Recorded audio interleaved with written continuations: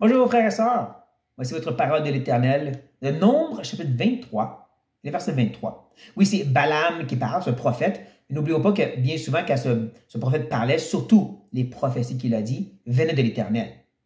Il dit au verset 23, « L'enchantement ne peut rien contre Jacob, ni la divination contre Israël.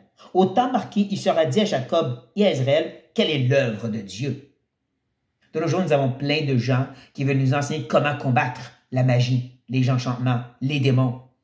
Ils ont des expériences. Ils ont des grandes révélations parce que eux, avant, ils faisaient de la magie noire. Donc, ils savent comment ça marche. Voici ce que Dieu dit, lui. Voici comment Dieu s'exprime. Il dit, il n'y a rien qui peut faire contre nous. Point. Quand Dieu parle, c'est autoritaire. Ah, mais ça, c'est Israël. Oui, Israël ont cette protection parce qu'ils étaient sous une alliance avec Dieu, que Dieu a faite avec eux. Dieu a fait une meilleure alliance avec nous, en Christ. N'oublions pas ça. Notre protection est plus grande. Ah oui, mais il faut combattre contre les principautés. Ça dit dans Éphésiens. Et on combat comment? En se cachant en Christ, sa justice, son salut, chaussé de cet évangile, la foi qui est en Christ, cette vérité qui nous recouvre, cette ceinture.